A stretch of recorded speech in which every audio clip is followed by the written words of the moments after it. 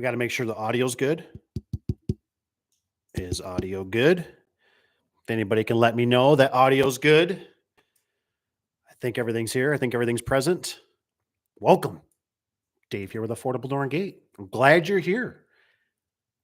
I so would appreciate if you guys have questions, concerns, business, personal, throw them on out there.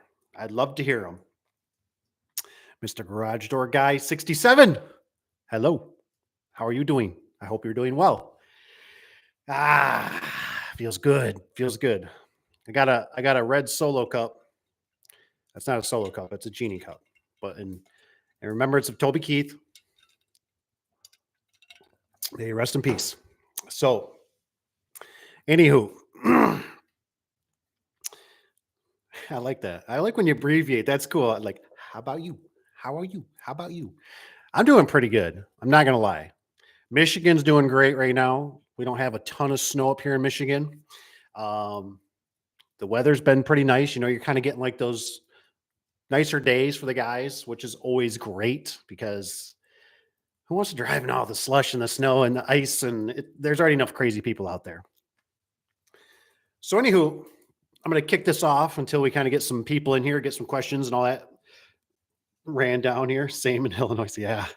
Yeah, boy, you guys got the salt just like us.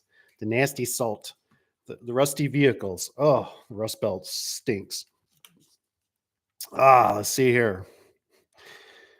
All right. So my first thoughts was about this one customer. One thing it took me a long time in business to learn, right? Especially for you new guys coming up and some maybe seasoned vets a little bit too. You don't know. Customers, like 99% of the time, don't give a rat's hiney about your business, your service, garage doors, lawn care, towing, whatever it is. They care about how fast you can do it. They care about the price. I want to make sure you confirm this stuff because I know for myself, growing in this business, I used to do a lot of dumb stuff. And with a lot of dumb stuff, I mean, doing stuff without charging as much as what I should. And I get it, right? When you're starting out, sometimes you got to do what you got to do, right? Because basically, if you have no work, right, your time is like worthless. Like you got to do something, right? To make a dollar, right? Because you're like, I'm not going to go down the road and start picking up pop cans, even though it might be a better idea because it's like tax-free. Is it really tax-free? I think it's tax-free. It's tax-free. So I remember this one lady, right? I still remember that very vividly when she called me and I was on a trend. I know these people do these kind of things, right? And what they'll do is they'll call and they're doing it for insurance. Whoa, craziness. They're doing it for insurance. I knew that's what she was doing it for. Now, I don't know why it is in business for me. This has always been kind of a common trend, right? Like we start getting bad checks. We start getting multiple bad checks. People are retracting on their credit cards. It seems like we get 3 or 4 or 5, 6. But I remember this lady called me and she's like, I need a free estimate. I'm like, okay. I said, here's how this works. And I think what you got to remember is customers will waste your time. I cannot tell you how much time customers want to waste.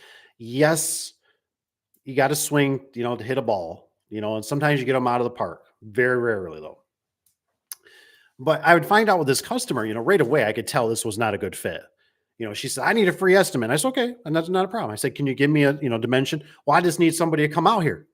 I said, here's how this is going to work. I said, if you need a written estimate, I said, it's going to be $30. It's $30. That's not a lot of money. I'm not even charging a full service call, which back at the time was a full $65.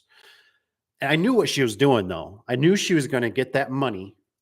She was going to send it into her insurance agent and she was going to have her brother or a friend or a cousin or whoever fix the door. And she's going to pocket the rest of the money. That's how it works. So don't let people waste your time. You know what I mean? Like it's amazing when it took a lot of phone answering, but you can start understanding, like, for instance, for myself, right? I would not generically do this to people. I would not call with screaming kids in the background. Call me crazy. But you got to be kind of in the right setting a little bit. Maybe go out in your vehicle, you sit in there, you warm it up, whatever you got. You know, it's kind of a two-way, I don't want screaming kids. I don't want an upset spouse in the back. So like when that phone rings and you listen, right? And that's the big thing. Listen. Just remember, you got one mouth, you got two ears. Listen. What's going on?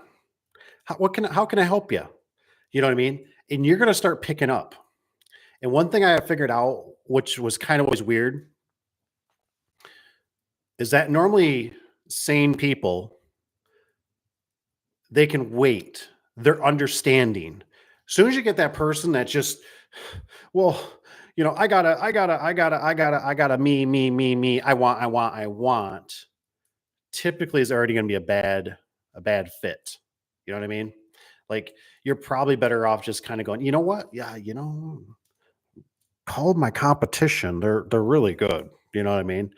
And the one secretary, I know she does that really, she's really good at listening to that stuff and picking up on it. And you just got to kind of condition yourself to expect that. And it's hard, right? Because especially if you're starting out, oh my gosh, I gotta lose a sale. And you don't want to be the yes man. You don't want to be the yes man because you'll waste so much time and gas and energy. And then all of a sudden you'll start working these weekends and you're going, man, I got to change the brakes on my car because they're grinding, or truck or van or whatever you got, you know, man, I got to do another change. I got so many miles on this thing. Holy cow, the transmission's going out. Oh my gosh, I got to get more pen and paper and I got to get more estimates. And like I said, I say that with kind of a grain of salt, because yes, there is certain things you have to do, you know what I mean, that just ultimately don't make you money.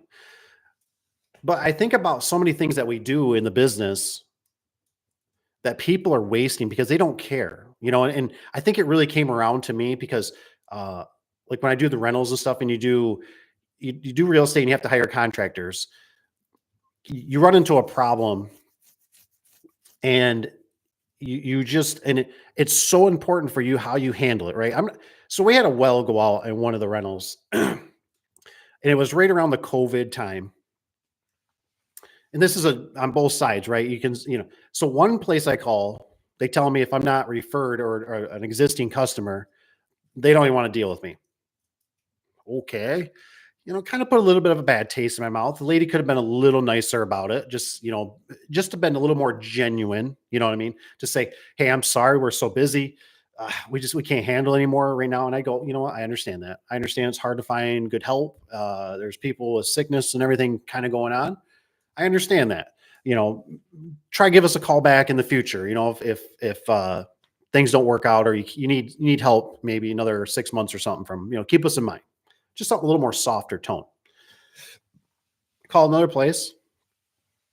They look up the records and they're like, oh, this thing's been installed. It's, I don't know, 10, 15 years old or something like that. And I already think I know what the problem is, but I just don't have time. And I'm like, okay, yeah. And you're probably looking at, we're going to have to replace, the well, you're looking over, $5,000. And so it's kind of weird, but I ended up finding somebody that was kind of, it's like, you almost want to say like the sucker, but it wasn't the sucker. He was a guy that he was an hour and 15 minutes away, one way in another town. He came out for 412 bucks, I think, replaced the switch on the pump. He got it fixed. He got it fixed. And it was amazing because it's like, it wasn't $5,000. And I didn't think it was going to be $5,000. But what I'm saying is that phone, that communication, right?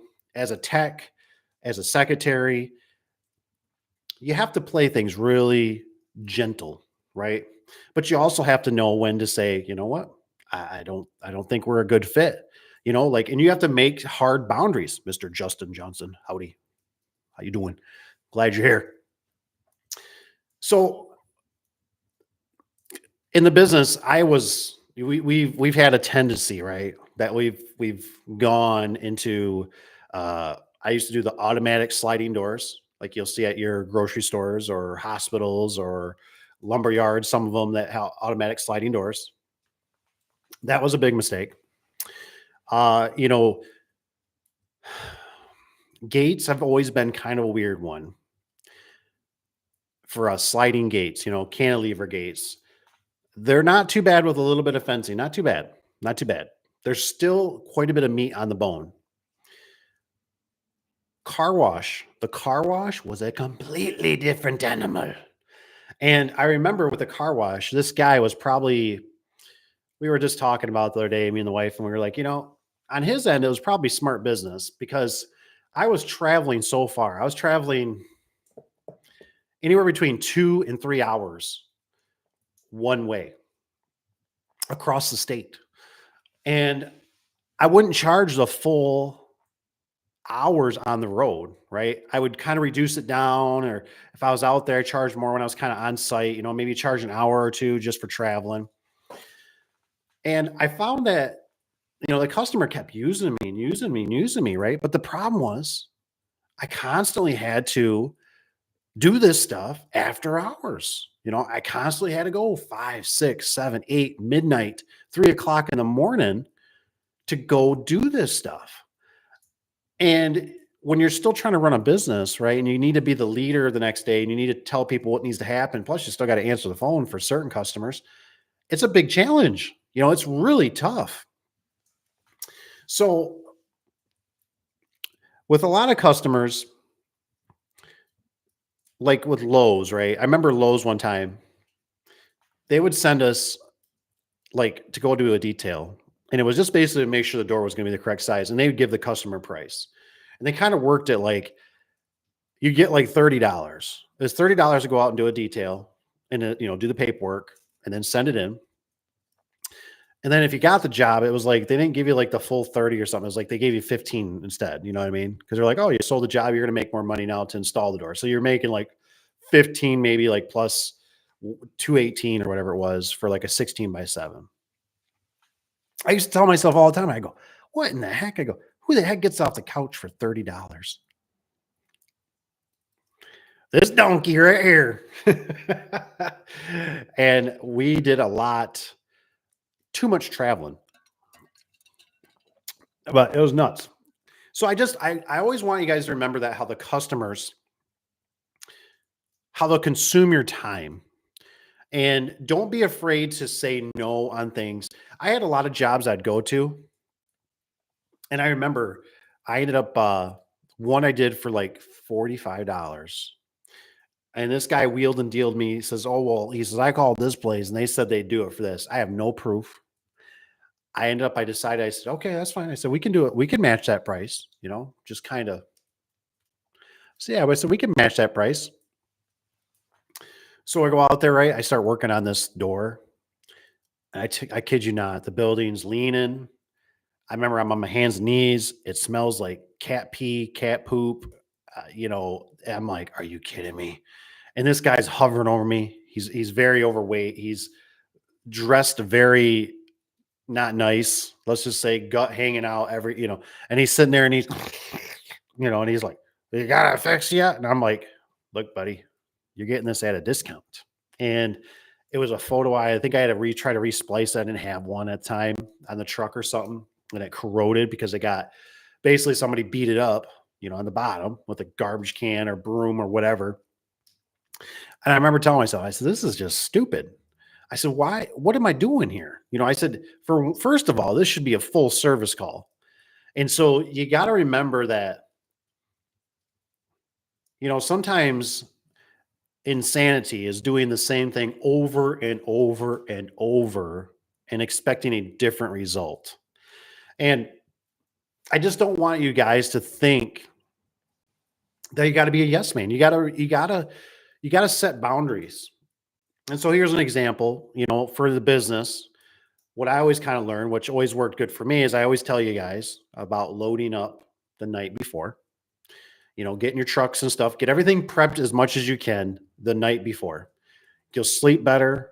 You'll know better that your techs got all the stuff they need. Doors are loaded. Um, everything's going to be pretty much play out because no matter how prep you are, or how good you are, there's still going to be problems, right? There's still something that's going to get forgotten on the truck, weather seal, a package of hardware, window inserts were always a big one, right? You always had to double check, make sure that didn't have window inserts because sometimes some garage door companies, put them in, some don't. They send them separately and they let you put it in, which is always fun to do out in the field when it's cold and bitter. Oh, that ground my butt. I hated when we had to do inserts for the windows and those boogers would not put them in. And then now it's up to you and you're getting them dirty and you got to try to, I never seen the benefit of it. I always looked at it like it's saving them money. You know what I mean? And the worst part was, if it breaks on me, I don't have another one typically because it depends on what manufacturer you're using at the time. I don't carry those on the truck. But if it would have happened at the vendors, right, in that nice heated building on a table, and they would have got the order, figured out whatever, and stuck them in for me and heated climated control and went, oh, whoops, I broke one. Let me go over to the shelf and get another one. That was a my bad. How much nicer would that have been? Yeah. I don't know. It's just things like that. It kind of get me. So just, load up the night before. And like I said, the next day, what I would start doing, what I always did with customers, is I'd have some customers, they would try to manipulate me, right? They'd call and I'd say, well, I can put you on the schedule and I could probably get you in at like 2 or 3. And some people didn't like that, right? They'd go, "Wow, I don't know if that's going to work. And so what I started learning is I would start telling them, I'd say, okay, look, I say, here's the thing. I go, you really should let me know now. I said, because our schedule is filling up. And I said, you basically, you got till noon. And I said, we don't take any more service. So I said, it's 11 o'clock right now. I said, I can put you down for the 2 o'clock appointment. I said, but if you don't let me know now, I said, I can't guarantee it's going to be there when you call back. Oh, well, no, no, well, oh, now trust me, there's a caveat to it. You have to remember that what they'll do sometimes, obviously they'll get on the schedule, right? And then that time will come. And you also still have to remember that you need to call them and bug the crap out of them and say, like, and you should let them know, right? I think Comcast used to do this, our internet cable provider that used to be around I think now it's turned over to Frontier or something. But they used to, I remember it once, I think this happened. I remember once they called me and when I was looking for service, right, at my house. And they said, you need to make sure your phone is on between this, I think it was like a 3-hour window or something, but they're going to call you and you need to answer. I think personally, let me know. I think we need to start doing that too as garage door techs. I think we should let our customers know, say, hey, I'm gonna shoot for between 2 and 3 or 2 and 4, whatever you do, a couple hours window, but you need to have your phone on you. I'm going to text you. I'm going to call you, whatever you feel that is necessary. Maybe you got a secretary, she can do that, right? Maybe you're just kind of one man band. You just say, hey, you know what? I'd rather text them. Maybe my software does it. I know Jobber will do that for us. Um, I personally still like the direct. I don't care if they got my number. Like I said, I'll block them if they become a problem. I just directly do it from my phone and say, hey, I'm just letting you know I'm heading that way. And I try to be proactive about it, right? I try to do it like, 10, 15, 20 minutes before I even leave. Now that doesn't always happen, but at least I look at it like this. Even if I still send it out when I leave the driveway at the shop and they message me back within 10 minutes and they say, you know what? We've already got it fixed, or we already had somebody else, or whatever, that we had a family emergency. Hey, that's fine. I'm not happy about it. Don't get me wrong, but At least I wasn't all the way across town, 20, 30 minutes, 45 minutes to their place and had to pull in there. See, for me, it's always about time. I don't want to waste my time. And with the old cell phones, they come in really handy if you use them correctly, right? They're the smartphones. We're the dummies. We just got to be the dummies that use the smartphone to our advantage. That's how I kind of look at it. Because otherwise, they will run all over you. Customers will. They will take your estimate and they will go on to the next one, and they won't even think twice. Yes, you can do some follow up. You know what I mean? But I'd rather, if I'm going to a customer's, I look at it like this. I'd rather be going there pretty much knowing that I'm going to get I'm looking for a half down. We've already kind of, narrowed this out. And it seems like the more you interact with them, text, phone, they're gonna give you little clues. You know what I mean? Oh yeah, well the last guy. I was just talking to my buddy. He runs a roofing company.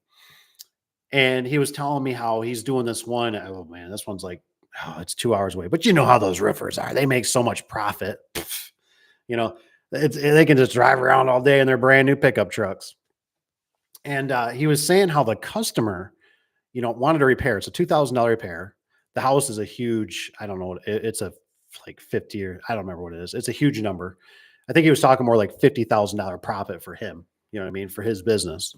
So who knows what the roofing costs, but he was saying how, you know, he was telling him, I'll give you a discount. You need to repair, you need to replace the roof. And they said, well, no, we just want to do the two. And he goes, I don't understand why you want to put $2,000 into a roof repair versus us just, change out the whole roof and be done with it. Well, we're still planning on doing it. We're going to use you. Well, yeah. And so he was trying to sweeten a little bit where he says, if you still use me, I'll take, 500 or $1,000 off that, that $2,000 repair bill. Oh, that sounds great. But we were still going to use you.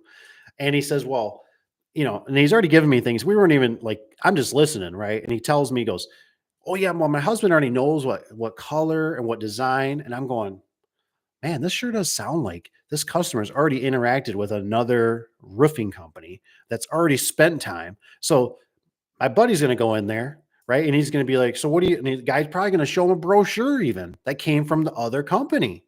You know what I mean? So that's kind of bummer for the other company, maybe good for him.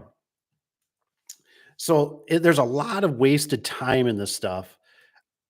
And I don't want you to get caught. You know what I mean? Like, I want you to at least be ahead of the curve. Don't be behind it, because they'll do a lot of things, a lot of things. But if you just listen, right, and tell them and say, look, hey, we've already got this kind of nailed out. I'm planning on coming out here. You're looking probably at half down, the track and stuff like that, right? 12-inch to 15-inch radio tracks ain't going to make or break you on price. A lot of this stuff you could figure out, a couple pictures here and there. And like I said, you're going to already tell what the situation is, right? A picture can just paint so many things. So don't be afraid. I was afraid to ask those questions, right? But as time went on and I realized that, I said, you know what? This customer doesn't care about my employees.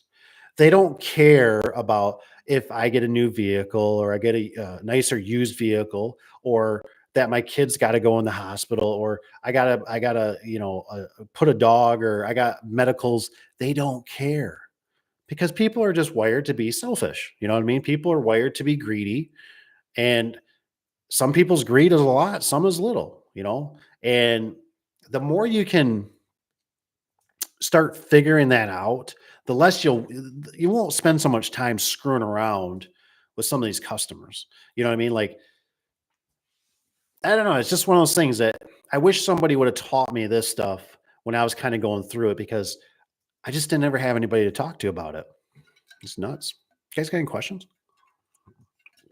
You guys are awful quiet tonight. Must be you guys are still pouting over the Super Bowl or something. I didn't watch it. Was Taylor Swift in there? Was she out there shaking it? I don't know what her thing was. I get little glimpses of it here and there through the old Facebook world. So what else? What else can I tell you about these customers, these wonderful customers. I had this one guy, right? The car wash one. I still remember him telling me he was taking me out to he'd take me to some baseball games, and I mean he get the setup, man, for kind of for his family and for vendors and everything that work with him. And I tell you, that was always kind of like an illusion. You know what I mean? It seemed great, and he's a super. I have nothing personal against the dude. He's a good dude, but business wise, he'd buy me lunch. He'd take me. We'd go to these baseball games and stuff. They would do the whole suite, food and everything. And eventually, I learned on. I said, you know what? I said, I can't be doing this. I always recommend you don't do car washes. I had some bad experiences with car washes. I'll tell you one. I don't know if I've ever shared this or not. Have I ever shared this? I can't remember. Anyways, let's get into it. Car washes are they are just like kryptonite to Superman. Because this one with a guy, right? One of my employees, he started bugging me.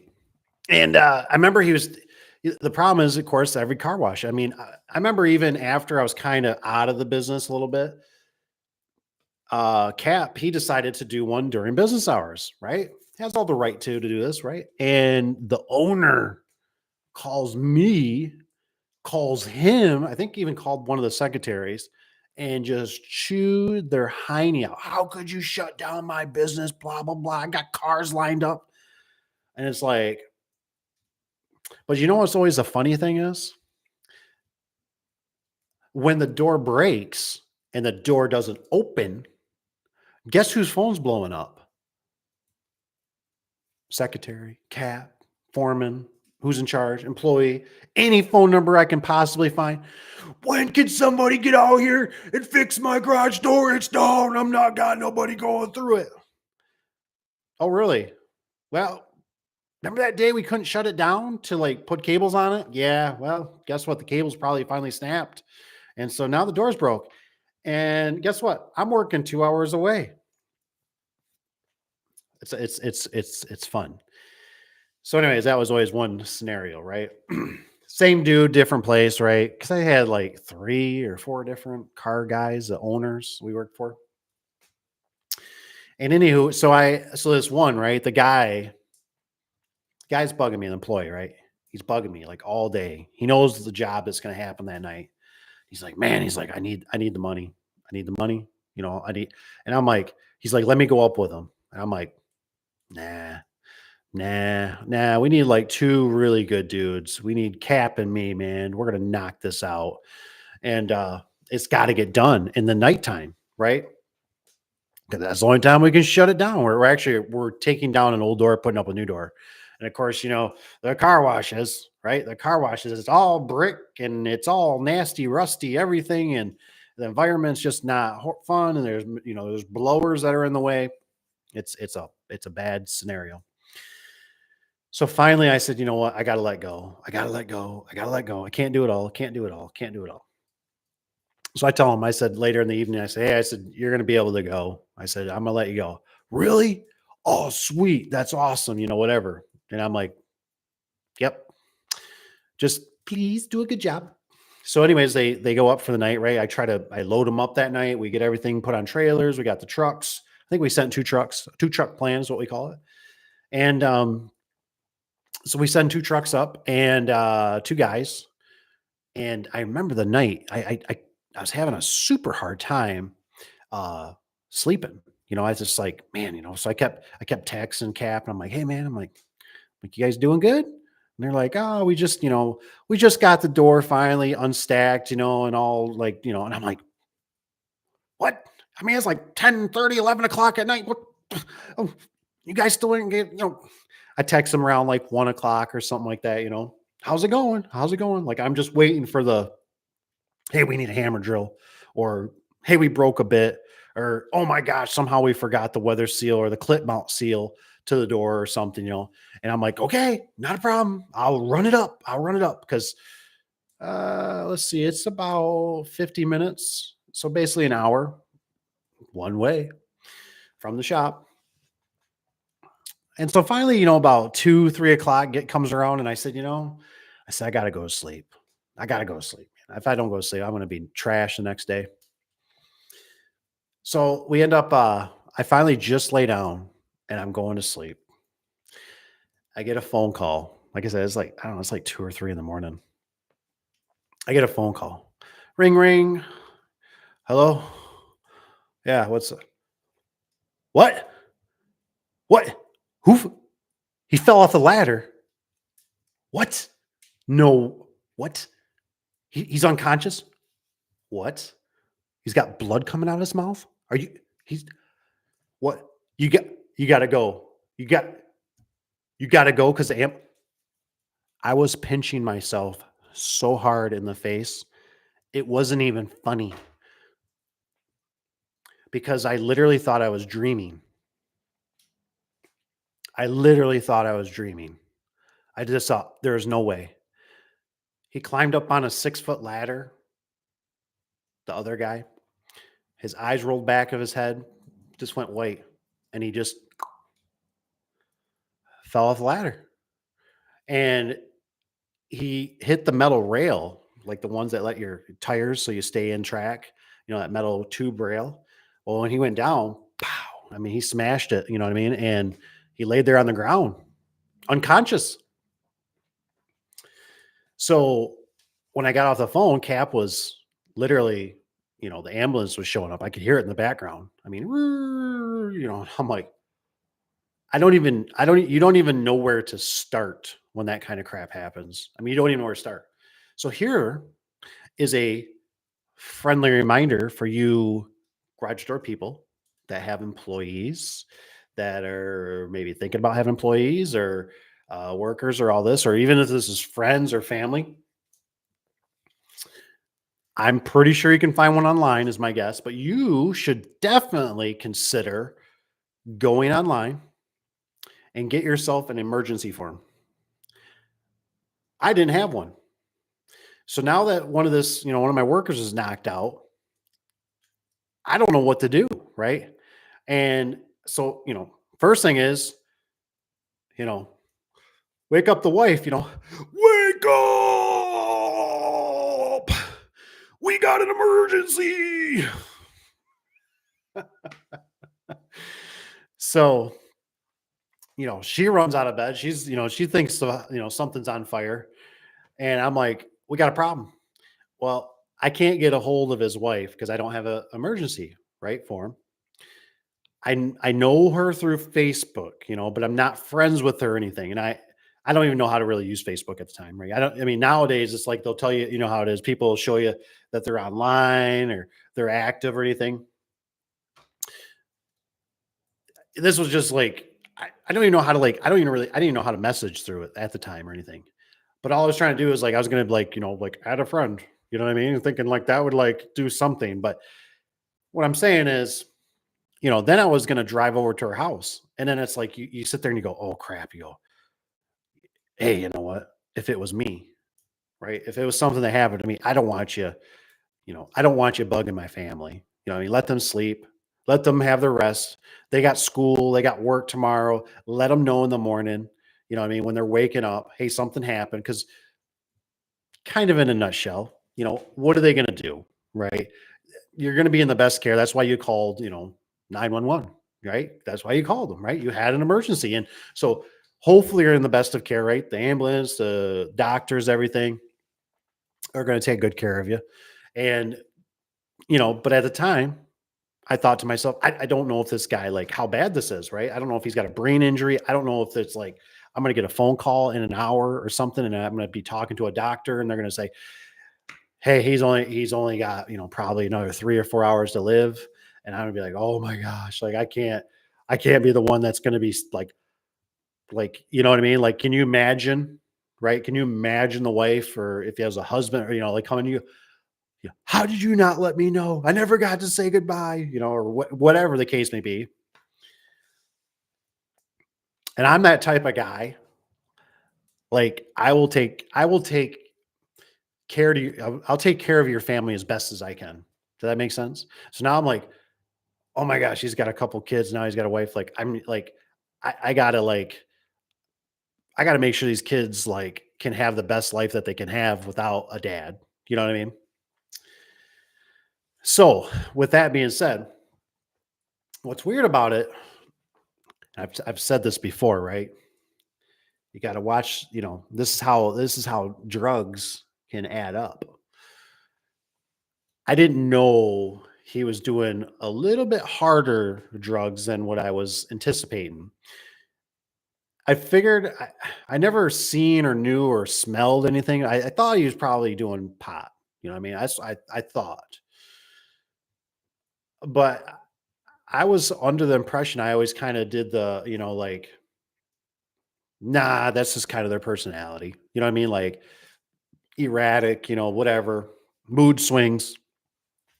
Nah, that's just the nature of the beast. And but what's ironic about it though is he went outside and then he came back in, and that's when it happened.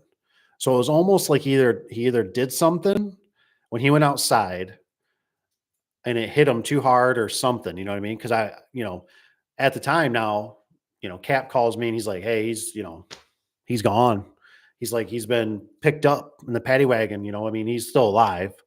And I'm like, all right. And I go, well, what's the status report?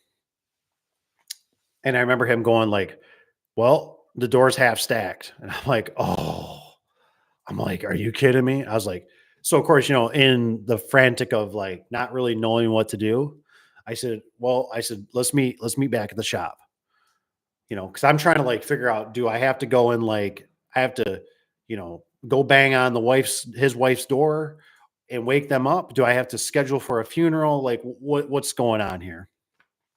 So I remember Cap comes back to the shop. We're sitting there, we're talking. I said, so what happened? He tells me he went outside. He says, this thing happened.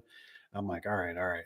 And I said, well, here's the thing, man. I said, I got to get an hour's sleep. I said, I got to get an hour's sleep. I said, otherwise, tomorrow is just going to be a train wreck for me. I said, I will, I just know how I am. I will fall asleep at the wheel if I have to do any driving. And I knew there was going to be a lot of driving because no matter what, right? I got to go up to the hospital. I got to see how he's doing. I got to run to his wife's aid or whatever. I got to go up to the job. Like, this is not good. So I remember Cap's like, I'm not gonna be able to sleep, but he's like, whatever, man. He's like, if you got to get an hour, I said, let me go get an hour. I said, let's meet back here at whatever it was, like 4 o'clock or something in the morning. So we end up leaving. I try to power sleep. You know what I mean? I did the best I could with whatever little, I got some sleep in me at least. We come back. Now we got to run up to this job. And, it's like the phone is like constantly on waiting for it to ring of news or, hey, what's, now it's also like, do I go straight to the hospital? Like, I don't really have any information here, but all I know now is I got a door that will not open even under manual mode for this customer right now.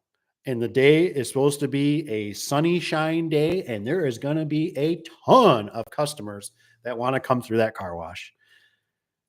So I went up there with Cap. We stacked that door as fast as we could. We got her up and running in manual mode. We said, screw getting the operator hooked up or whatever. We'll just have to come back. They can use it. At least they can use the building. You know what I mean? And of course, it never fails, right? So we're heading back, and luckily, we're heading back roughly about the time that we open ish. And I think I was letting the one secretary know at the time that she no longer work for me.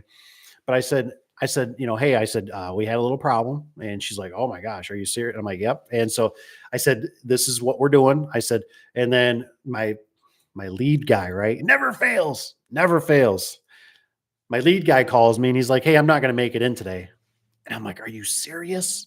I'm like, dude, I'm like, I really like need, and he had something that was, pretty legit. And I was like, oh, the problem is for myself, I got a crew of guys coming in that are going to be, that they have this mindset that it's like, if you're not there right then, they're just like, well, I guess nobody's here to tell us what we got to do and nobody knows what's going on. So hell with it. Hell, I'm going to go fishing. I'm going home.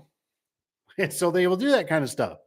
And so I'm like, I can't do that because I got this job that's got to get done, and everything's always like a domino, right? In the business, everything, one thing tips over, it's like they all start tipping over. Everything gets behind. Now you got to work, now you're like, oh, I'm just going to work this Saturday, and now I'm going to work Sunday, and now I'm going to work Sunday night, and I'll work Monday night, and I'm going to work every night. Oh man. So I don't know.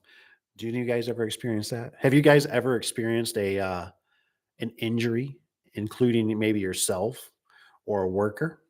You know, you should let me know. You should comment about it because I'm going to put some more wood in this fire. So don't mind me. I don't want the fire going out. Some people ask me, they go, is that a real fire? That's a real fire. That's on the TV. It's not a real fire.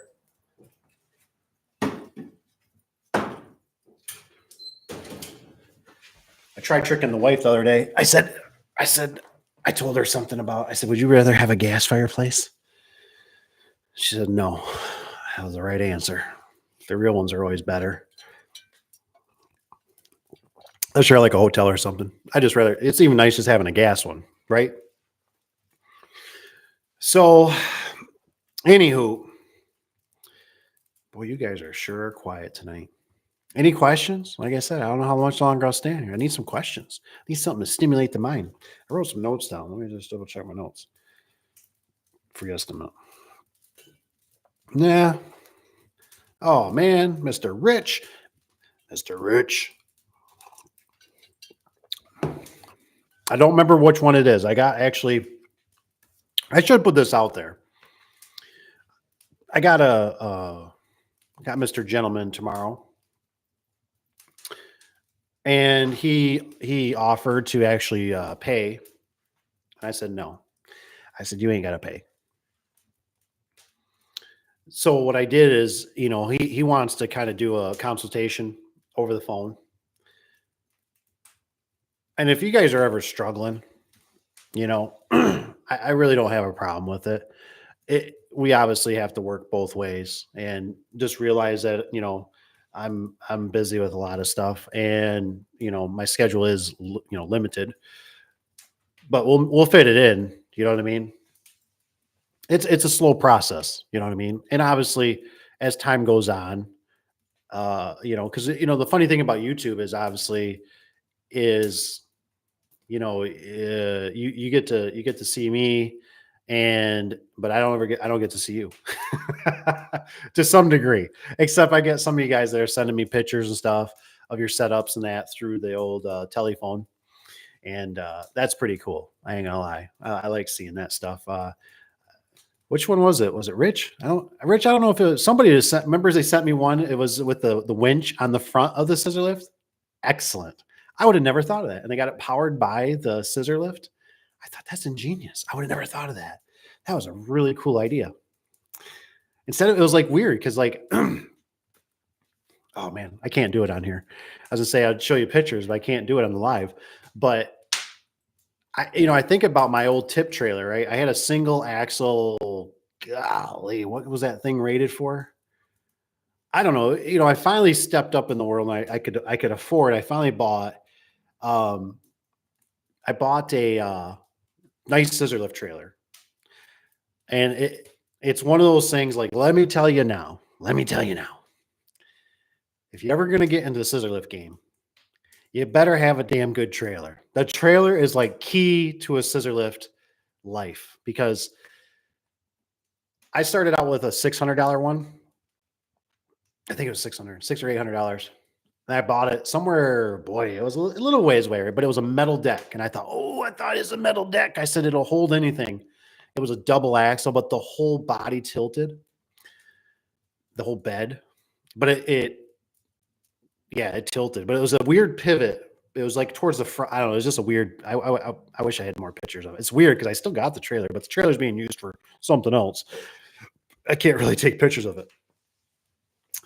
But I remember I bought that trailer, and it had this huge. I mean, it was like something you see on like an old Army Jeep or something, but it had a huge winch on it, right? and it was welded to it. And this thing is all boogered together. I mean, just think of like a farmer that built this. I use it to bring my straw up on here. It was something weird. I still remember that thing.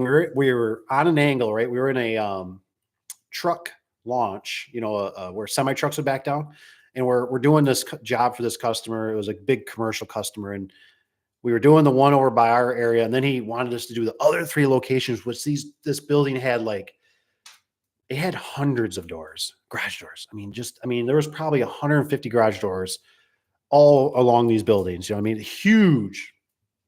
I think I've talked about this. Herman Miller. If you guys are, Herman Miller chairs, you guys ever deal with, buy chairs, wherever you sit in, they make all that furniture stuff. Anyways, that's, up here in Michigan. So we're doing this big location. We're in that launch, right? Well, we're using that. We're thinking that angle is helping us to get this scissor lift. And I remember I'm winching this thing. It had this huge metal handle on it. And I got the winch on there, and I actually got my business partner at the time. He's pushing it. That damn thing broke. I remember that thing. All of a sudden, the welds, the whole mechanism, boom, man, just goes. And an upright. If you probably nobody's ever owned an upright scissor lift. They got pads that push on the back tires. That's it. There's no pins in the back that lock. It just pads. That's your brake. There are no brakes. You know what I mean? They're like an e-brake that doesn't work. You know what I mean? So I remember that thing broke, and I'm like yelling, "Get out of the way! Get out of the way!" He lets it go. Luckily, I don't know if it ran down and hit where the semi's back up to, and I don't remember it damaging anything. So that scissor lift was horrendous. That trailer, right? And then I think I finally upgraded into which one did I upgrade to? I think I did the tilt one. I finally spent the money into a tilt one. The problem with the tilt one, though, is up in Michigan, you have the rubber wheels, and then the surface is a diamond plate. And the darn thing would slip all the time. All the time. And so what happens is we finally put a winch on it, right? On the trailer. And then we have it. I bought a box from Home Depot, whatever, a weatherproof box. I put the battery, and then I think I put some of the controls in there, whatever, So you had somewhere to put your controller. And I like that Fred Firestone breaks. That's right, man. Oh, that's funny. So I put the controllers in. Well, then I started realizing, right, we're good for like the first year, But then in Michigan, right? Michigan, all the salt, all the road grime, the connection started like freaking out. You know what I mean? They getting corroded. Well, then it was like you always had to be out like on the side of the scissor lift, right? And your controller was only so long. So you're like doing the like, and you're like trying to winch it at the same time. And I had it where like you had to have the winch. Like I think the hook was very important. Like if that little tab broke, that little metal tab, you were done, because it would, the herky jerky, it would fall off, and there, you're like, and the scissor lift would slide back down. So you're always relying on, the battery on the trailer. You're relying on the winch. You're relying on the connections. You're relying that somebody didn't lose the controller, or the controller has a short in it. It was a real bear. I absolutely really didn't like it. You know what I mean? It was a huge step up because it was confined. It was meant to hold the weight. Another thing I never liked about it was we'd strap it down. We'd use chains front and back. But I never liked like not having a barricade, right? So I always thought, boy, if this thing would shift one way or another, and this thing was to, roll off unexpectedly, there's nothing back there, because after it would tilt, right, the back of it's like a dovetail, it's just sticking out. And I thought, if this thing, what if this thing falls off? Could you imagine this falling and then going sideways on a highway or something, or a road, and a car smashing into it? I mean, it's just a wall, man. It's like hitting a Tesla. And so I never really liked it. Well, then I went to the ones that have the drop gates, and I bought a used one because I thought, I don't know if I'm gonna like this, but I did the drop gates, and I didn't know if it was tough enough to hold up in that. And I tell you what, it was a double axle. So it rode nicer right behind the truck. It wasn't so bouncy, squirrely, where the other one was a single axle. It always just seemed like it kind of had a hop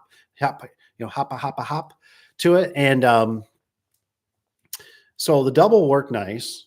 I liked that the ramps came up, and I liked that feeling that thing had a cage around it in a sense. And then what was the key to it, though, It's hard on your tires, but when you're in the heat of the moment, I don't care about the tires. I don't. I'll buy new tires, you know. And but it had these ramps that were built with what the heck were they? Because I bought some and I had to modify them. I had to cut the sides off because it was the only way I could find that design. And I'm trying to think of what they were. I think they were ramps, is what they were built for. And I zipped the sides off because they had a C channel and I needed just the top piece because it was how do you explain it? I don't know. It was just perforated the way I wanted it to really bite the tires on the new one that I built. But anyways, the ramps were nice, and then you could get up there, and then you didn't have to use like you. I don't remember us ever having a problem unless we had really deep snow, and then it was getting icy, get built up. That'd be a problem. But man, I tell you what, having the right trailer with a scissor lift is, even if you're going to lease one, you're going to rent one, whatever. Man, the trailer is, it makes your guy's life so much better and yourself. Because man, it's bad. Let's get back to this. What does it say? Broke my nose with a Milwaukee. Was that ratchet? When I spring let loose, ooh, got compliant and made. Oh yeah, rookie mistake, man. I tell you what, those you know, what is that saying? Anybody know that saying? What do they say? What, you know, I'm trying to think of what it's called. It's like when you're more accustomed to a machinery, that's when it's more dangerous. Like because you'll take risk. And I think that is so true. You know, I remember when I used to run a big press, huge press operator, smashing out holes and stuff through bumpers and stuff. It's kind of like it sounds like who's that guy? Eminem song or something. I don't know, or a movie. But anyways, I was pumping, you know, and you started learning the tricks that you could do with it, right? You know, or you know, maybe somebody, hey, put a slug in there, I'll smash it, make it flat, you know, which that thing could eject and basically kill you. Um, Skill saws, power tools, all those things. I remember the one time I was doing a car wash, not car wash, sorry, oil change. You know, and if you do an oil changes are like everything is just, I mean, everything you touch has a slimy feel to it, right? The floor is slimy, even though it could be the cleanest one. It seems like the floor is slimy, the ladder is going to kick out. You know, everything you touch is like covered in a light mist of oil. And so I remember I go up there and I had the winding bar and I was using the wrong one. It wasn't quite the bigger one, right? But I had the medium sized ones, and I thought, screw it. I don't want to go back down to the truck. I got to get this job done. I got to go on to the next one because I found out like when you're doing jobs kind of far away, you know, you're trying to stack them. So you're like, all right, I'm gonna go out there. I'm gonna get this job knocked out because they just called. Then I'm gonna see if I can get that estimate done. I'm gonna look at this job, or I'm gonna go out here and throw a limit switch or whatever it is on something. And anyways, that darn thing, man. Since I had the pressure where I was using a ratchet, we use ratchets. Anybody use ratchets? You guys all use ratchets for your you got the funny socket that'll fit your square heads. Anyways, I'm using that. Well, you can get a lot of pressure on there, right? So I'm sitting there, I'm tightening that. Well, I didn't realize I'm pushing the spring basically out of it, and that thing, whoo, man, it busted my thumb up really bad. I remember, man, it was just throbbing. And when that spring lets loose, you know how it is, guys. Whoo. I mean, you're sitting there doing the whole nose is here, eyes are here. Can I see both eyes? Yeah, yep. Face, cheeks, no blood, no blood, no blood. Okay, brain, no injuries. Oh, my thumb is throbbing. Holy crap, what's going on here? Oh my gosh, I still hope it's attached. And so I remember I peeled the glove open. Ooh, there's a lot of blood in there. The problem is I still got to write out an estimate, or not an estimate. I got to write out the invoice. I'm like, oh my God. And I'm thinking, I'm not taking my glove, because if I take my glove off, it's going to be blood on this hand. It's going to be just, yeah. Oh my gosh, you need help. Yeah, I need a lot more than just my thumb. I need mental too. So I ended up keeping it on and wrote out the thing as fast as I could. And I remember I called the secretary, I said, hey, I'm done for the day. I said, it ain't gonna, I'm heading home. I said, I got to see what my injuries are. But yeah, I see Mr. SOS. It's always good to see you. I was replacing a Genie 8600. For the life of me, I don't know why. I just set the rail down on the floor as I was coming down the ladder. Ooh,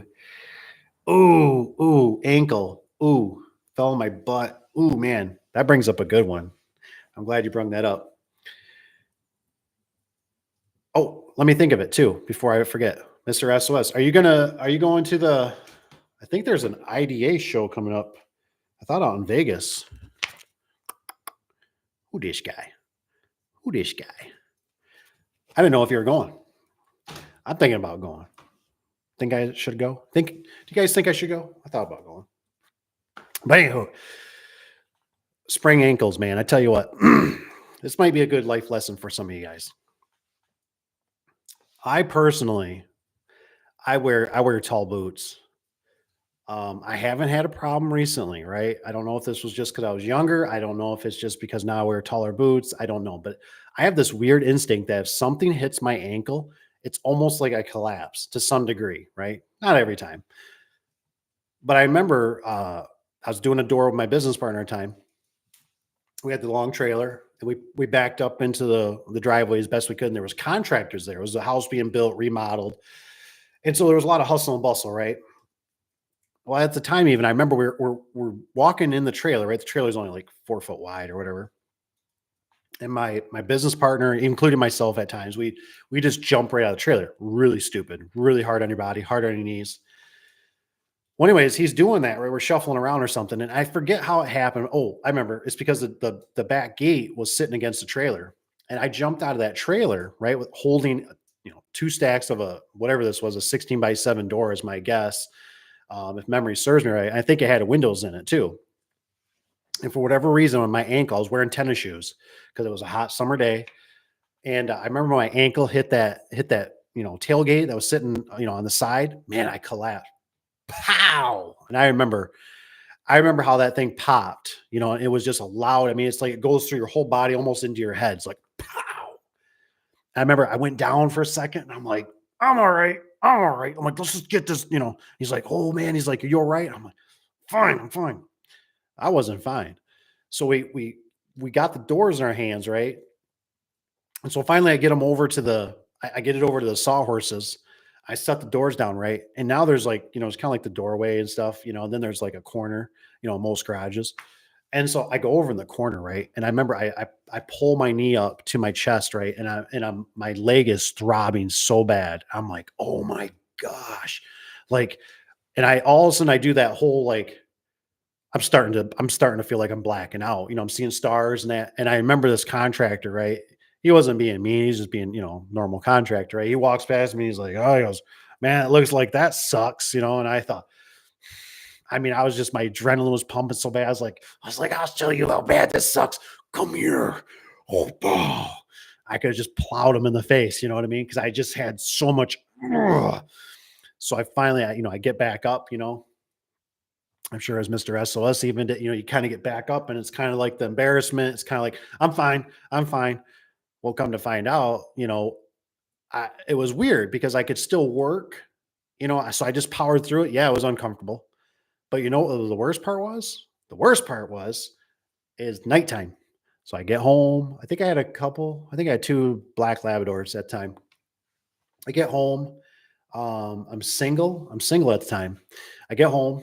I sit down. I watch the evening news. I remember the sun's going down, and I go to stand back up, and I freaking collapse. I mean, I collapse, and I got carpet in some of my house, but the rest is like tile, hard floor, And I'm like, in my knees, man. I'm on my knees. I can't like. It's just so I literally have to get up, right, and I get back on the couch. And I call my mom, like, mommy, will you come over and let my dogs out and feed them? She, great mom that she is, of course. So she comes over and she, lets my dogs out. And then then I open up another can of worms, right? Because your moms, they always love you, right? And, oh my gosh, what'd you do? You need to go to the hospital. I ain't going to a hospital. And the next day I had a pretty severe limp. But what I'm getting at, my point is, is that um, you can sometimes with taller boots and lacing them tight, I'd lace them tight. It gives you a little extra strength. So always remember to, you know, PPE, right?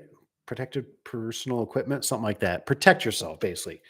It's so I know it looks dorky, but I would a lot of times if I'm out in the field, I wear boots. Get yourself some nice boots. I even bring a couple pairs of socks because I can get a couple pair of socks wet with sweat. And it's nothing like there's that's not real fun walking around with swamp foot. But what you can do is those taller boots can really help you because especially if you're starting out and you've never experienced it. I've had it twice on both legs. Like once. That time, and there was another time I forget what the other one was, but it's PPE. Thank you, Rich. And I don't know why, Rich. We should make you. I don't know how you do it, but what is it? We should make you a moderator. I don't know why. Uh, there you go. Watch this. Let's see if we can do it. I don't know what. I think it gives you special powers. Manage standard. Remove cat messes and hide. Put people using timeout. Come. I change models. Leave. Don't mind me. Sorry. We'll do the standard. We'll see. He says, no, too bad. You're there now, buddy. You just moved up in the world. You're welcome. We'll see if it changes. I don't know what it does, honestly. I don't think it does anything. But yeah, so one was, yeah, but that is Mr. SOS. Mr. YouTube. You should always go watch him. He's a good dude.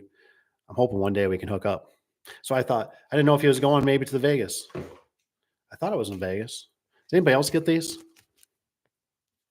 They've kind of changed over the years. I don't really enjoy them like I used to. They used to seem like it was a lot more tuned for small business. It felt like where now there just seems like there's a lot of advertising in here, and it's. I feel like it's always to me. It's like, who's the next president? And I'm like, I don't know. Like they don't seem like they ever last.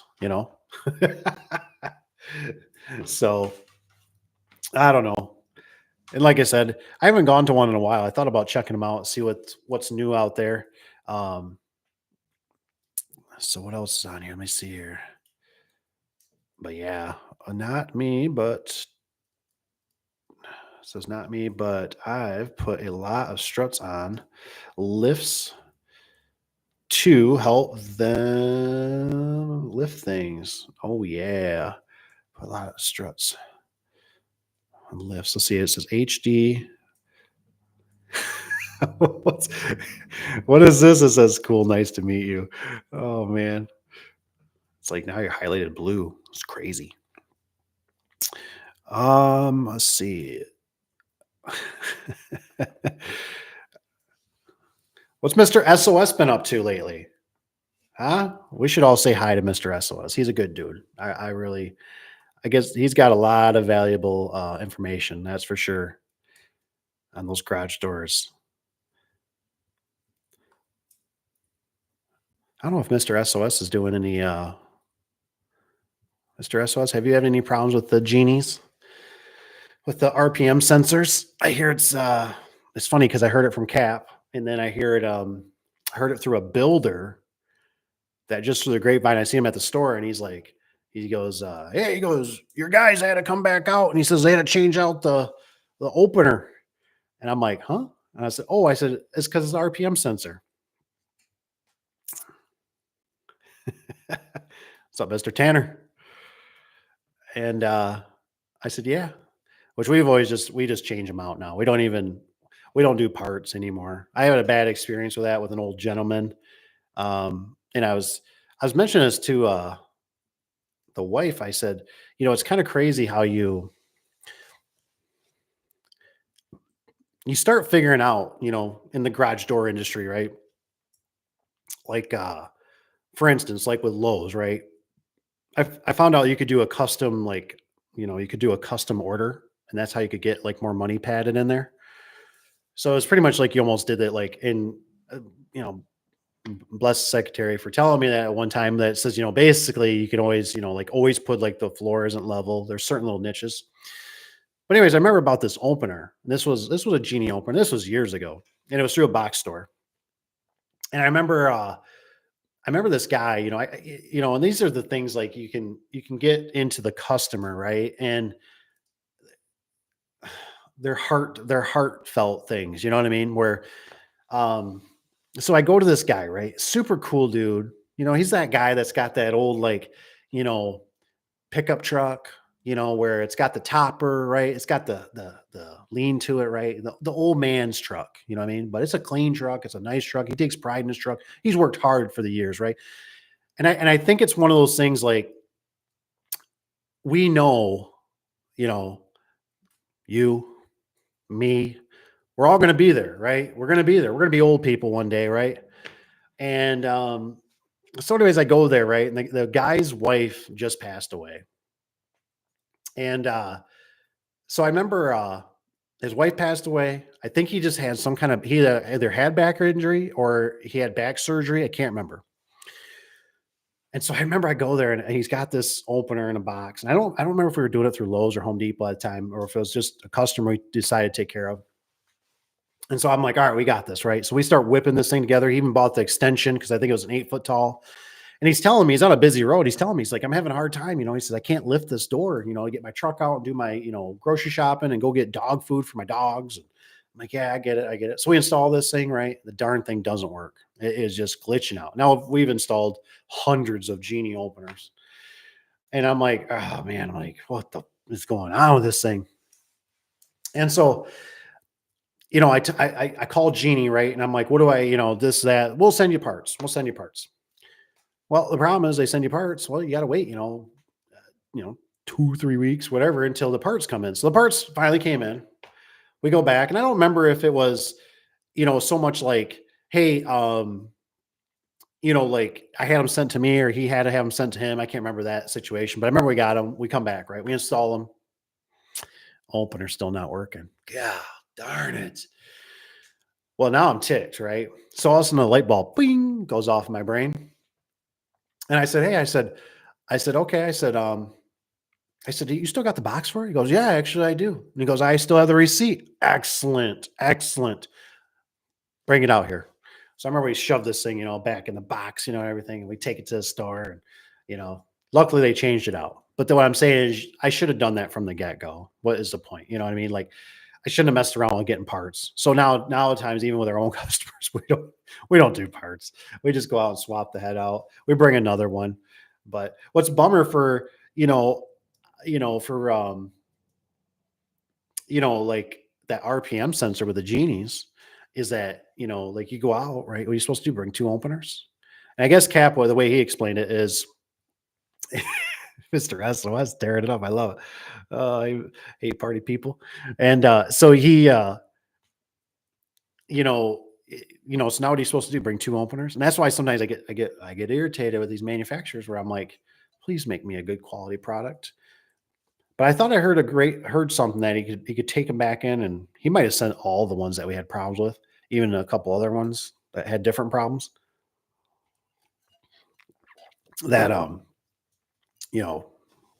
to get refunded or something. I can't remember exactly how it played out. I can't remember. I just can't remember. What are most of you guys installing? You guys still all like, I don't even know if, that's right. Take it over, man. Not see, this darn thing gets in the way. I can't read that. It says not with Genie, but with LiftMaster. I always, SOS, are you still installing them out in the field or I haven't talked to you in a while, so I don't know what you've been up to. I should message you, see what's new in the world. Because it's a lot of these openers are changing so fast. So I try to get, feedback from you guys. And, I go with Cap on some of them too, to see, what he's seeing. It sounds like we're going, back to the old LiftMaster. So it sounds like, because they're the cleanest shirt in the dirty laundry basket. Unfortunately, that's just how it goes, And like I said, to me, I don't really care. You know what I mean? As long as the darn thing works, I'm still irritated though. They got rid of my ATS mechanical limits because I was the guy. What was I doing? I think I was taking the rails. I was getting 7-foot rails for residential. And then I would take an ATS. I would do it on the residential side too. Right. And I'd always do it right. And I love the ATS, the mechanical limit ones, because for us, we have a lot of Amish up north a little bit. And the one builder always, right, was, I mean, you guys ever deal with the Amish? The Amish can build some stuff, man. And they build it fast. They put white boy to shame, man. I mean, when they did my neighbor's building, when he put an addition on, I mean, just a slew of coolers, man. And I never seen people just whip stuff out so fast. I mean, maybe a 10, 15, 20-minute lunch. That was it. No more breaks, no cigarette breaks, nothing, man. Just boom. And they worked like, they were so organized. They had it down. I just never seen a building put up so fast. So, anyways, they would. The problem was they were faster than what electricity could ever be put there. So, you know how it is for them. They want to get the building complete in that. So we go in there and we put up a door, and then it's we do the opener because they don't technically ever want to do the openers, electrical. And so what the problem is, and then of course when I call, LiftMaster one time, LiftMaster says, "Oh, we don't, we don't recommend that run it off a generator." I'm like, you know where I live? I live in the sticks. We got to use a generator. Half of our life is we're on a generator. We're always losing power. We got trees, we got storms, and for some reason for us, sometimes when we get hit, man, we lose it for a while. And so, and plus I'm like, I don't want to come back here. So we'd always, set this thing up on a generator, and I always try to use a better generator, like, an inverter. So nowadays, shoot, you guys, most guys got it made. They can buy those power packs, and those things work awesome. You don't have to deal with the fumes. You can bring it up and lift with you. But I still have a weird. I don't trust this tech. I don't trust the circuit boards. I do not trust them. Um, I've had problems. I had a Genie commercial one time do it, a jack shaft. I set it. One was because we were trying to, like the builder, commercial builder, he ran the power so far, it wasn't good power. So the Genie freaked out, right? Commercial, and says, "Oh, the power's no good. It's brownout basically." And I'm like, "Sweet." So then I ran it off the power pack, got it to run, got everything set, right? Give it a few minutes to relax, do its thing, run it, wall button, everything, we're good, right? We're good. I mean, 2 or 3 days later, somehow they hooked the power up to it, right? Off that dirty. And he calls me, he says, "Hey, this thing won't run." I said, I know why. I said, "You got two extension cords there." I said, "One's running too much." I said, "You got to use the other one. The other one has, will do it, the right power." I found out afterwards. Okay, okay, thanks. So anyways, he, hooks it up, right? I get a call maybe, 30 minutes later, whatever.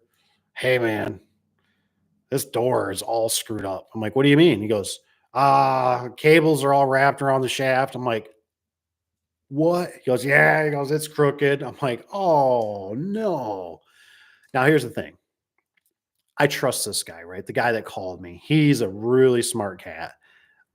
I have no doubt that he's not lying to me, but they had to get some equipment through, right? So they want, if you ever use a Genie chain fall on a commercial jack shaft, oh my gosh, is it slow?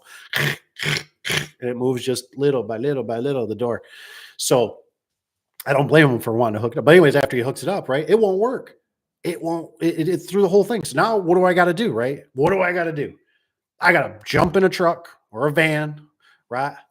And I got to go run up there to save the day because now the door's crooked. Now the cold air is coming in. Oh. And with the Genie, or not the Genie, but the LiftMaster ATS, that always seemed like that didn't ever happen because it was mechanical limits. I also had a residential, had a horse barn, right? All the things that crazy Michiganders do. I installed these two openers, LiftMaster. Don't remember the models, but I know they had the learn buttons on the back to program it. I think they were a silver color. I don't remember the models. And I remember I got there, right? I pull up, I broke weather seal. I shattered it. It was so cold out. And I remember I go up there and the doors are half open. Now, mind you, this is like it's a horse barn. So it ain't like he's gonna call me, but he knew I was coming back up because I told him honestly. I said, "Hey man," I said, "I broke your weather seal, your perimeter seal, foam stop, vinyl stop, whatever you want to call it, stop." And he goes, "All right, so I had to come back up there." And I'm like, he's up there working by the house and stuff, and his house is, it's a good distance away. And so I said, "Is there a reason you got the garage doors halfway open? I'm just, is there something I need to know, or it'll let fresh air in? Is that how I need to leave it when I leave?" And I remember he goes, "No," he goes, "They just quit working." He goes, "That's how they stopped." And I'm like, "What?" And you know how it is, right? It's like, Super Dave installed these. There's no way there could be a problem here. No way. It wasn't like I had a technician or something. I just thought, hey, I did every backing. I did all the wires perfectly. I used all my years of knowledge to make sure this would not fail. And it failed. How can this be? So I go through and I start realizing that it lost its limits. And I'm going, man, it's like somebody was up here screwing with the buttons or setting limits. I'm like, both of them, like how, because I'd push it and it'd only go like down 2 feet, back up 3 feet. It wasn't making the full cycle. How do you do that? So finally I start talking to him and I said, "Hey," I said, "I don't know what's up. I got them reset, this and that." Well, something triggered me, or we triggered. He goes, "Well, I shut the breaker off at the house." Huh? I go, "Oh," I said, you can't do that." He goes, "Well, what do you mean?" He goes, "I don't want to walk out there sometimes and shut, stuff off, the lights or whatever, the horse, I just hit the breaker." Hey man, I said, "I don't know. I'm just telling you, with those openers, you can't do that. Like you just can't do that." And then what the worst part was is I didn't have a mechanical ATS to go to anymore. I think that was just when they were phasing them out. Otherwise, I probably would have said, "Hey, we got to get you a different setup," or I would have known with the situation because I believe I did a detail for it to check it. But that's what I always used the mechanical limits for. I used the ATS. So what I would do is I'd buy that rail, even though it wasn't made for, it was made for commercial. But that's how I got around it is mechanical limits. So I don't even know. Does anybody know? Can you still even get mechanical limits on any opener? Like I'm trying to think. Genie got rid of those a long time ago. Then LiftMaster went to them. That's a great question, isn't it? Does anybody know? Does anybody know? Can you still get mechanical limits? What one could you get mechanical limits on? Probably. I'm trying to think if Lanier even had in them. I don't think they have mechanical limits. Hmm. Anybody? Anybody? If anybody knows, put it in the comments. Mechanical limits, like the ones that you screw. Maybe you guys are too young. Maybe you guys are too young. I'm too old. I'm just messing. I know some of you have been around longer than me, but I'm just really trying to think. Like if I've come across any that were like new installs, um, because I can't think of Lanier. Lanier? Maybe Lanier still does. That's if Lanier was getting rid of something though. If they got rid of their commercial, so you can't do Lanier anymore. Commercial openers, which is probably a good thing because those commercial openers were junk. I installed them for a guy. Luckily, the guy was kind of a jerk and never liked to pay his bill. So he was my guinea pig because he was literally right around the corner. And I said, "You know what? We're going to try these." And I said, that way, if they have any problems, we can, now, mind you, these are commercial jack shaft linear openers. But I said, we can, and I forget what really got me turned on about them. I feel like it was the way they were set up, or they had a simple design. Um, but they had all kinds of problems. And eventually I installed even a used gate for him, used gate operator on a sliding gate, cantilever gate. And I remember, it's he got it or whatever it was. This thing was used, right? Used. And I remember, I went back, about a year or two later after he kind of got, this was a brand new building, everything was new, fence, everything.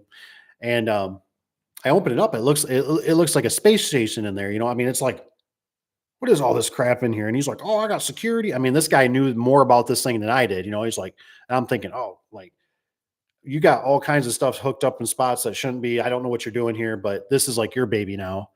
And so he needed to get it running. So I worked on it, right? I got it running.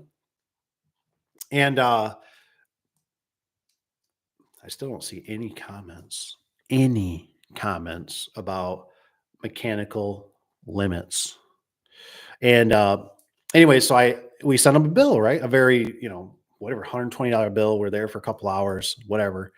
And I remember, he just acted like, and this guy was always like this. He was always like, you had to bug the crap out of him to make him pay his bill. And it was like to the point where it's like, we can't have this anymore because look, dude, you know, we got a secretary, we got the techs. This is just getting to be all scrambled, man. What's Mr. Rich say? Says worked a job. They had Amish carpenters. It says towards the end of the job, they had a pig roast. Ooh, for all the trades working on the project. They had their wives and all their kids. Oh man, baked goods. You know, man, I tell you what, I think that the Amish sometimes are smarter than us. I know they're smarter than me. And so I tell you, I think about sometimes they pay somebody or whatever, they get rode around like Donald Trump. And um, they I believe I could be their houses are tax free, right? Because everyone's basically a church, they rotate, so they don't have to pay property taxes. Far as I know. Like I said, not attorney, not whatever. Please don't hold this against me. And man, they're workers. Man, they are. And I drove past. This is a couple years back. I drove past, and I thought, it was just a picture perfect. There was a guy up on the roof. I think he was doing shingles or something. He was Amish, right? I seen him up there working, right? And then I seen the wife, and she had like a little basket or something, like for lunch or whatever, because it was about that time. And I remember there was a kid down there picking up, stuff off the ground, trying just to help. And I just thought, boy, maybe we got this wrong. The whole, you know, just it looked like such a nice family. You know what I mean? I just thought, wow. And but then it's like I remember I worked for a guy, right? The Amish, they built a barn for this guy. And I still never remember this customer. I don't know why customers are like this. And so the Amish, right? They build it, everything. And I feel like we did something funny. Like the Amish never put us up a spring pad. They always forgot the spring pad. Always. It's like they never understood. It's like they build the jam, right? And it's like there's stuff that's got to go up above, guys. Like you got to pack that out. So, anyways, I get there, right? It's a job that's 45 minutes away. I get up there and I'm installing the door. I get up to the top. I need a chunk of wood, right? I'm not a lumber yard, so I don't carry tons of wood on my truck, right? And I'm thinking, I don't really have the right, I got a piece of dried out pine that I really don't. As soon as I put one screw in this thing, it's gonna explode. So I go over and they got a whole scrap pile over there, right? And I know it's from this building, right? But it's like kind of like almost like outside towards the side, like they're gonna burn this or something, right? So I go over there and I find a piece that I like, I mean, it's only whatever, 2, 3 feet long. And I'm like, oh, perfect. This will work. So I take it back. I do the work and I forget what it was, but I had to go back for something. I think that was a job we did, the TS 125s, that the screws punctured a little bit.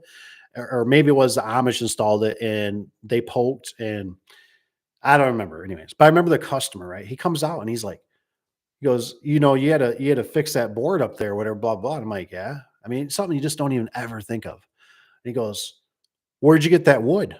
And I said, "Oh, I got it in that pile, all the, trimmings." I said, "Over there." And he's like, I mean, the guy just blows up and he's like, "I was going to use those." I mean, it's a heaping pile. Like it looks like somebody's just going to burn it. And it's not like I took the one that was the best one, that was the walnut or the cherry, and I'm like, "Oh." I mean, he was just so rude. And I just thought, man, this dude is like, he's and the funny thing is they were brothers, and we worked for his brother, right? And his brother's job blew up too. Like the guy just came out unhinged, started yelling at my workers. I mean, I got a guy on the phone. I wasn't there at the job, and he he goes, man, this guy is like, he's all upset. Like he doesn't understand. Like, we told him it's going to be extra for angle because the angle that they send you in these boxes, like it ain't going to work on a 20-foot drop or whatever, and he's just having a freaking Harry. And I'm like, are you, so it's one of those things, you drop what you're doing, right? You run up there and it's like, yo, what's up? And it's like, yeah, we got to provide more material. You can go to the store and buy it if you want, but you can't get them this big at the store. And, it just, people can just be really jerkwads, customers, you know what I mean? That's cool about the pig roast. Man, there's nothing like a pig roast. Mechanical limits are like dinosaurs. How dare you, SOS? What are you trying to say? Trying to imply something? Oh man. Oh, I like my dinosaurs. Okay, gotta put a piece of wood up. Mechanical limits, man. Yo, mechanical limits. Man, I miss the mechanical limits.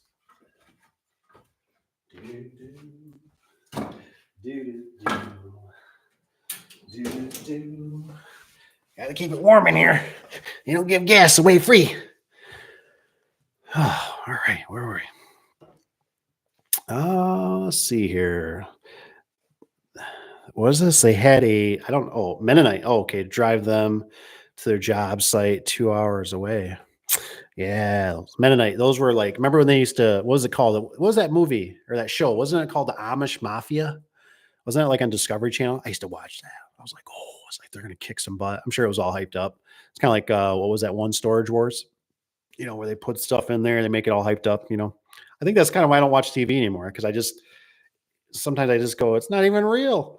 It's all, they like to say it's real, but I don't know if it is. I'm not there. With the DC. Oh yeah, the mechanical DC logic boards. Throttled with slow start. Here's the thing. Here's the thing I think about with these DC motors. The sales guy, anyways. I think this was the LiftMaster guy. He told me the reason they go to DC motors is because they're cheaper. They're cheaper to build. Now, I'm still bummed that they're coming out with that DC for the commercial. And here's a little reason why. I did a battery backup gate operator for a customer, and I thought I was doing the right thing. I thought, okay, I'm gonna, and when I kind of asked her, I said, do you guys get a lot of power outages here? And she's kind of back in the woods a little bit. They did, they were a tow truck recovery place, right? Or basically a repo yard. And she's like, yeah, we do, and I thought, okay, well, and I always look at every job as if it was my business, right? And I thought, well, I sure as heck wouldn't want, my driver showing up and the gate not open and with power outages. Cause that's how this stuff works, right? Accidents, car accidents, they all happen. Not all, but a lot of times at night and drunk driving, whatever, all this stuff. Right. And I thought, I want to make sure this gate is perfect. I want this thing working 100%. And I never used one of these gate operators, which is my own fault. So I did the battery backup and that thing just had every time I watched it, it didn't have the power that it needed. And it was a very small gate. This gate, when you looked at the specs, I could have put another 20 feet on this gate and another 3 feet of height on it, and it still would be in the specs, So it wasn't like the gate was overloaded. It rolled nice. I put nice roll, and that darn thing just had problem after problem. And I told myself, I said, God darn it, I will never use one of these DC motors again. And I wanted to get rid of it. And obviously I was married to it. So we had to live with it. We worked out some of the kinks. I finally got it to basically run without too many glitches, and then the problem was I dealt with that. Well, then I went on to another one that was for what was this for? It was for a mobile home park, and they had a gate where the garbage was because they had problems with people coming in off the road and stuff, throwing their garbage in these dumpsters that they're not supposed to. They're not supposed to be, part of this place. And that thing was it was a LiftMaster though, DC. And I watched this thing run and the lowness of it, just this teeny little motor running this big gate. And this thing would, I had the soft start and everything. And I'd sit there and I'd watch the little belt I had. And I thought, and it was like, it would start freaking out over certain things. And I kept thinking it's freaking out because it's like, it just doesn't jolt and go, it's doing a soft and it would do certain things. And I call tech support. And I think it's because I got burned on when I bought, I'm kind of, I'm kind of not digging the whole energy efficient sometimes. But when I bought a pump one time, right? This pump says, right, this is a water pump for like a house, your pump, well. And I remember reading the instructions on the back or whatever, and it says you may have to stick a screwdriver in the back of the motor to make it run. When you first start it, you might have to stick a screwdriver, a flathead screwdriver, to turn the motor to get it to start, to get it to run, And I'm like, now how in the hell could I expect to like install this for a customer or for my mom or for my grandma and say, hey, grandma, just so you know, if the pump don't ever start, you might have to stick a screwdriver in it, and give her a little kick, right? A little human power to make her kick off, and be careful because obviously that screwdriver and then you leave it too long, gets chewed up, right? Like I said, this was all kind of happening about the same era. And so what happened with that darn motor, I had to do it every time. Now, luckily this was for it was for a barn, right? So it wasn't like a main pump. But every time I'd start this motor, every time I would try to get, water, just enough to do some animals or whatever, I had to take a screwdriver and stick in the darn thing and get it to run. And I'm like, this ain't right. This ain't right. It's almost like it didn't have enough power, enough jolt, boom, like AC power, boom, go. And so I'm like, all right, whatever. So it finally got to the point I missed it one time for it kicking off, right? And I walk in the garage and I'm like, what the heck is that smell? Well, the darn thing was locked up. It was trying to run, but it wasn't spinning. So it was, I'm like, oh my gosh, well, now it's shot. Take it in, replace it, bring it back. That one's doing the same thing, right? I take it back to Home Depot. It was if you guys ever need, it's Everbuilt. Don't buy those darn Everbuilt pumps or whatever from Home Depot. Not a good choice. So I take it back. Now I'm like, okay, I'm screwing up here, right? Don't be a cheapskate. So I buy the bigger pump. I'm like, buy the bigger pump. More money, better quality, right? No, this one has the same problem too. So now I take it to my well guy. That's the one that I should have bought one. But the only reason I didn't was because he was closed on the weekend and I went to Home Depot on the week. And I thought, oh, the pump's a pump. It's fine. And I told him I did the walk of shame. I walk in there and I'm like, I'm sorry about this pump. Like, it's not working. And can you fix it? Like, do something. He's like, yeah, it's really tight. Like, they got the specs on these way too tight. Like, and he's sitting there with a screwdriver. And I'm like, don't forget, it says right there, when you first start it up, you gotta use a screwdriver. So he calls me, day later or whatever. He says, I got it. He said, I had to pull a shim out of it. He goes, it's free now. So that pump probably worked for, I don't know, about a year. But at least now it's working, right? And it's working on its own. It's when the pressure goes down, it kicks on. I don't have to babysit this thing all the time because every time now I'm light switching it, right? Turn it off, don't use it. When I need it, turn it on. Well, it finally fails, right? And I'm like, no, I'm done. I'm done. I'm done. So I go to my well guy, right? The guy that repairs and stuff. And he told me, and that's what the bad part was. He told me, he goes, don't buy those pumps. He's like, and I'm thinking, oh, he says the older pumps are better than the new pumps. I'm thinking, whatever, man. He's just trying to give me a sales pitch here. Oh no, he was right. So finally I go there and I said, hey, I need another pump. I even brought the old one. I said, I said, if you want this one, I said, you can like, you can use it for parts. You can scrap it, get scrap metal. I don't care what you do. I don't want it. I don't want to ever see this again, So he says, you want an F&W. So we get an F&W. It's got 2 big capacitors on it. Big AC motor. He says, well, let's test to make sure it runs. Okay. He fires that thing up. A little bit of sparks. I go, ooh. He goes, yeah. He goes, they do that sometimes. I said, no. I said, I like that. I said, I like sparks. I said, it's got power. That pump's been there for years now. Never had a problem. So that's my caveat sometimes. Now, I know garage door openers are way different and they're way more reliable. Are they? And so, but some of this new technology, like I said, I can never get over any time these openers nowadays. If I unplug it and I go, now I can tell you, not sponsored, not endorsed. The Marantec one, I beat the living crap out of that thing for power outages and power up and power down. That thing never lost its limits, never skipped a beat. LiftMaster, anybody ever had the problem with LiftMaster where the photo eyes would just cut out? I thought at the time, oh, they're doing power saving. They'll click it back on, and they don't click back on. But then if you unpowered it, powered it back up, the photo eyes would come back on. And you're like, oh, okay. And then the opener would, the door would work. I had that problem. I went through a trend at one time. This was quite a few years ago. And we're installing these. We're very proud LiftMaster installers. And, all of a sudden now it's like, we got these customers calling, my door won't go down.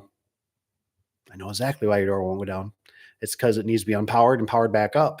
And then I don't know how long it's going to last because it's work, right? So how do you fix it when, you call LiftMaster and you get somebody that kind of, but that was a lot of fun when I remember, it's like, oh, the photo eyes aren't lit. That's the problem. I go over there and you run your foot past it. Maybe they'll click on. Nope. Maybe I'll try pushing the wall button. No, it still ain't working. Let me try unpowering it. Unpower it, power back on. Oh, they're on. Oh, it's fine. It was just a glitch. There's nothing wrong here. So I get a little bit butthurt. I do. Because I don't know. Does anybody else feel that way? Does anybody ever feel like your time is very valuable and you only got so much on this precious earth? And for you to go out there and then have a customer that's like, I thought you provided me a good product. And you're like, yeah, I thought I did too. I never had this problem before. And the problem is now I installed like 100 of these in the last 3 months. And how many of these are going to have problems, that I'm going to have to go back to and explain the same scenario to them. So, Genie used to have the light of death. That was always really common. It would just turn red. And you couldn't get it to get out of it. And it was like, you call them up and they'd be like, yeah, you're just going to have to, the board, or we'll send you parts. Yeah, ain't send me no parts. We'll yank this thing down and we'll throw up another one, so it's just kind of it's just a weird world, man. It's like, I'm kind of digging the, I don't think any of you guys listen to the Scotty Kimler. I haven't had anybody say they know who he even is, but it's not that I'm not for innovation. I just don't like being the guinea pig. An example. When I bought my Ford, the F-250 with a 6.4 liter, I came from an era, right, of Ford Power Stroke 7.3s. I came with an era of 5.9 Cummins. Chevy, we just never dealt with Chevy. I don't remember Chevy being in the picture. They had Duramax. I guess Duramax was okay. But it was like the Ford was reliable. The Dodge was bulletproof, right? And so I remember I bought that 7.4, right? And I'm like, it's a diesel, man. I'm like, these diesels, they'll run for 3, 4, 500,000 before you have any major problems. Was I wrong? And boy, did I learn a lot. You know what I mean? And it cost me a lot. And there's nothing worse that when you're trying to build a business, you got a truck payment, you got insurance that's due on the truck payment on the truck, and the darn truck's in the shop getting heavy duty maintenance, head gaskets, that's not a kick in the, and, man, I tell you, that's tough. And so I look at this stuff, and unfortunately for us, right, we don't have a back door to the garage doors that says, oh, well, we're what do they call it? We're sunsetting that. That's the first time I ever heard that. And I was like, what the heck is that? He goes, that's just their nice way of saying they're discontinuing it. They're sunsetting it. We don't get that really option. You know what I mean? It's kind of like all of a sudden, wham. Oh, here you go, guys. This is what, and like with the ATS, where they come out with ATSW now. And I thought, hey, that's fine. You know, like you're saying it's all great, but just leave me the ATS. Let me be the decision maker on that. And hey, if you want to charge me like 20, 40, $60 per head unit, I'm okay. I get it. I get it. Maybe it costs more, but don't just force me in to this. You know, I don't like that. I don't like that. So, anyways, with the vehicles, right? We don't get where it's, these openers aren't typically abundant, and you're not going to go install used openers for your customers because that's just not very efficient. So, oh, dog. Let's see here. Um, do you put so the surge protectors, Rich? So glad you bring that up. I'm a believer with surge protectors. I think you can mitigate it, but if anybody knows, let me know. Comment, shoot me an email to daveadubson@gmail.com. I don't know of one that's bulletproof for sure. You know what I'm saying? Because we've tried different ones and it's an added cost, which is normally not the big deal. But I've still haven't seen where like I've gone to a house or even Cap where it's like, yep, they lost their microwave, they lost TV, but they didn't lose the opener. You know what I mean? Because obviously we're not probably going to go out there to really see it in a nutshell. But I've had some that still failed. Like the opener still got whacked. So I don't think it's bad, but it's just another thing you got to order and keep on the trucks, or send them with your guys, or bring one with you. So it's kind of it just, yeah. But yeah, I agree, Rich, with the fall guy. That's what we are. We're the guinea pigs. That's what I always say. So I don't like that stuff. I don't like the stuff not being proven. Give me something that's been around. Like I had to buy a dryer. I bought a dryer from Lowe's years ago. It was cheap. I knew it wasn't going to last. And guess what? It didn't last. It only made it 5 years. I did some research, paid some money, but did the research right. Went with a Speed Queen. I'm hoping I get, 10, 15 more years out of it, right? But that's my option. I spent more, right? I don't feel like we get the option. That's what ticks me off. It's just like that whole jack shaft with the solid, coupler that overhead can have, but we can't. Come on. You know what I mean? Like, what's up with that? And why hasn't nobody else come out with it? Maybe it's sure something through Genie, but like, I don't know. I feel like one of these companies is going to start, taking care of us, the small guys, the, you know, make sure things work and reliable, and, that they can be. I just feel like things just keep getting thrown, and it's like technology. And I feel like we've gotten away from like, you got all the technology, that's great, but you can't even make this thing go up or down, the basic functions. So it's just crazy to me. But anywho, I'm gonna hop off here, guys. Like I said, you can always hit me up at the Daveadubson@gmail. There's 8 of you. You should all click that thumbs up. It helps. I appreciate it. Otherwise, I'm signing out. I got some food that just showed up, so I'm gonna eat. And you guys can always shoot me a text. You can email me, or you can always comment, and I will try to reply back. Thanks for being here. We'll see you guys later. Take care.